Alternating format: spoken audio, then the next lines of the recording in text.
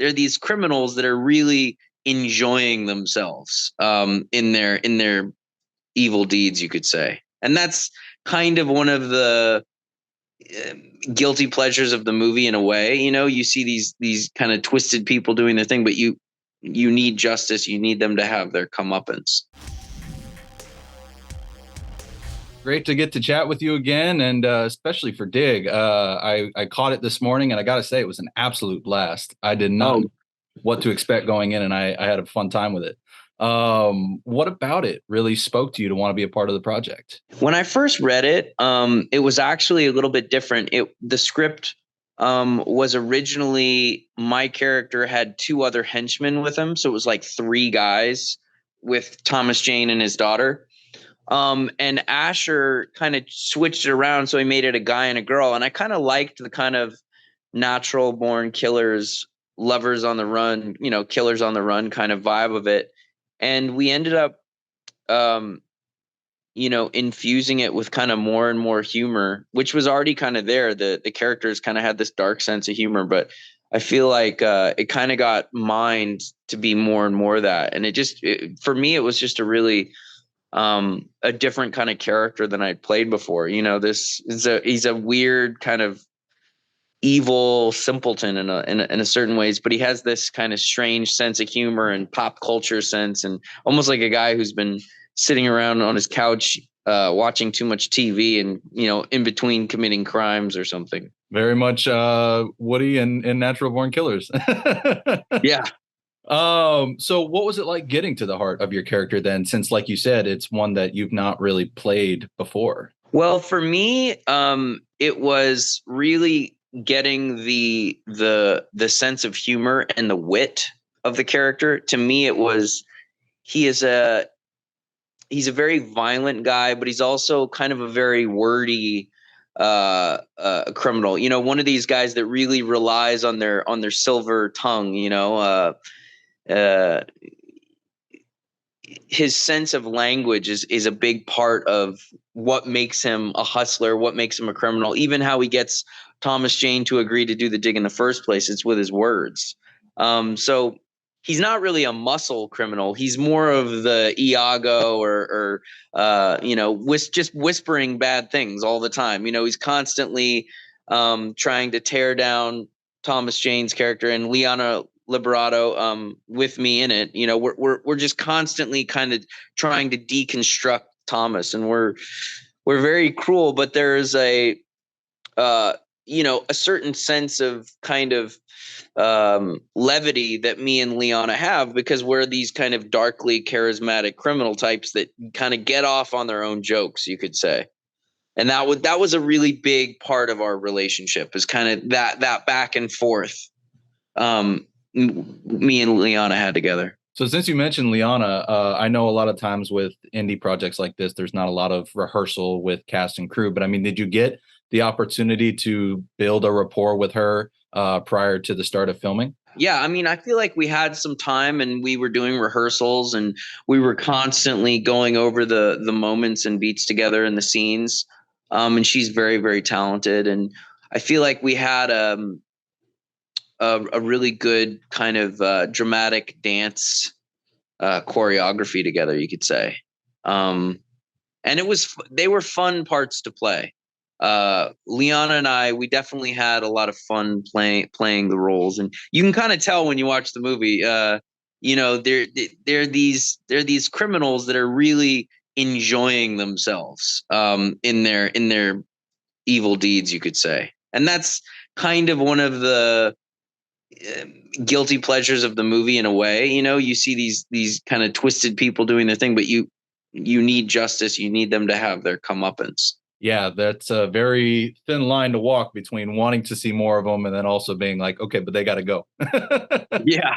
Yeah. Well, any great villains, you're very entertained by them, and they use their sense of humor to try to lure you to their side of darkness, you could say. And that's something that Liana and I do a lot in the movie. We're just constantly trying to, use our sense of humor to sort of get the audience on our side a little bit. But eventually, the forces of good and evil are not compatible. So with that said, then, I mean, a lot of the film sees you promising Thomas Jane's character that you'll let him and his daughter go.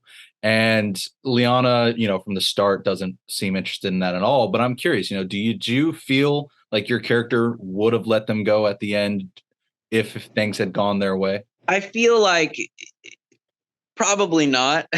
I do feel like some of it is, if he said that and he was truthful in the moment, he may have been such a good BS artist that he was BSing himself. I think. I Uh, don't think. I think it would be very unlikely that they would walk out of that. in the real world situation, probably not. They Yeah. probably wouldn't have made it. But no, that's a really interesting mindset to have for that. Yeah. What was it then like developing a rapport with Thomas for the film? Because I love the way you two guys play off of one another. It was a very kind of intuitive process where we would just kind of feel each other out in rehearsals, and Asher gave us good amount of rehearsal time at our hotel in Las Cruces, and we would go over the scenes together and just kind of find our rhythm. And he's got really great instincts, Thomas, and um, and he's directed stuff himself, so he really has a good sense of scene and blocking and just the flow and emotional stakes of scenes. So it was really a pleasure working with him.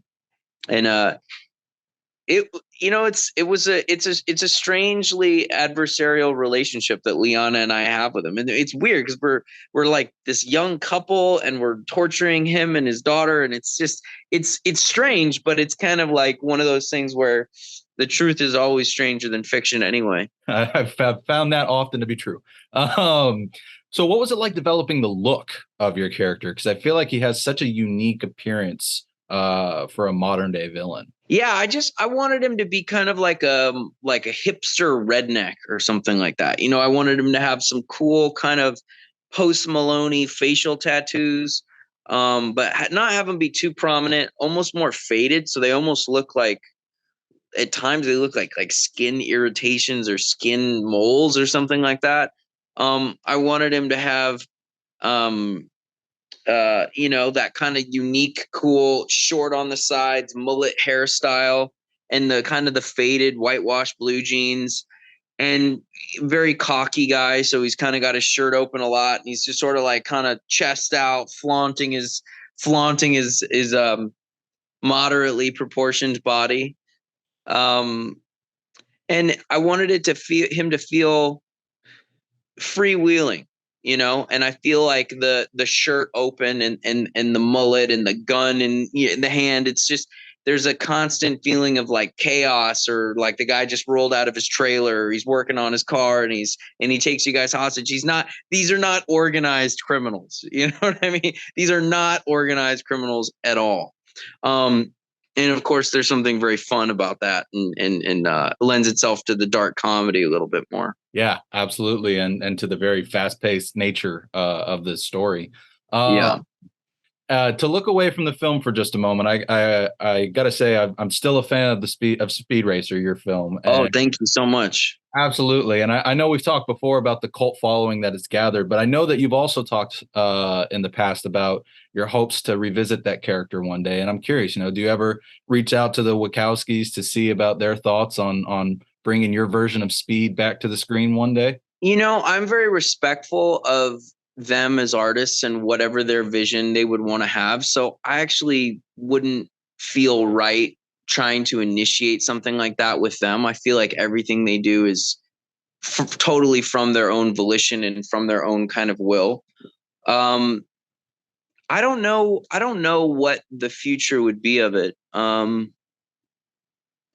I don't know. It's obviously not an easy film to just make another one of. I mean, there's so much like financial mechanics that go involved in making something like that. I mean, the movie cost, $140 million or something like that. So you can't just go make another one. It's not so simple. Um, I don't know though. I feel like I just genuinely don't know. I mean, I don't think we've seen the last of Speed. That's for sure. I don't know if it would be the Wachowskis making it or someone else or some another actor playing Speed, but I don't feel like I don't feel like we're done with that character. You know, I mean, I think that there's a show that's being made too, right? It's like I think there's like I don't know what company's making it, but there's definitely a show that's being made. So I'd be pretty excited to see that actually.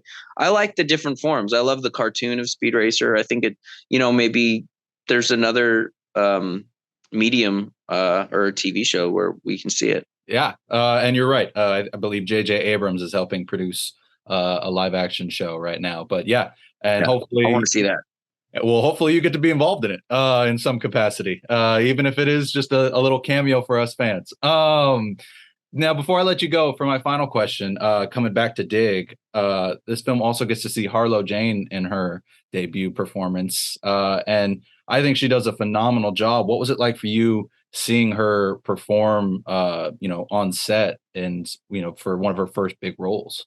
It was great. She is such a sweet person, and it was so tender to see Thomas and Harlow work together as father and daughter. It was just heartwarming to see them working together. It's such a cool thing when something like that happens. And I ended up working with my own son on a film Pursuit that I did with John Cusack, and I did that after Dig. And so I feel like Thomas kind of set the example where he worked with Harlow and played her dad in a movie, and I worked with my son Valor and played his dad in a movie. And I don't know if I would have done that otherwise. And it's really fun. And anytime you can bring a feeling of or actual family to a set environment, where a lot of times people are just, they feel like they're just there to do a job, and it doesn't have that sense of community and that sense of family. When you can bring that, it's really refreshing, and it kind of lets you see the work in a different way and is really invigorating. I couldn't agree more with you. I think, like I said, she did an incredible job. You all did an incredible job. And I look forward to spreading the word about this one. So, Emile, thank you so Thank much you, Grant. for taking the time Thank to you, chat. Grant. I really appreciate it. Absolutely. Have a good rest of your week. All right. Bye-bye.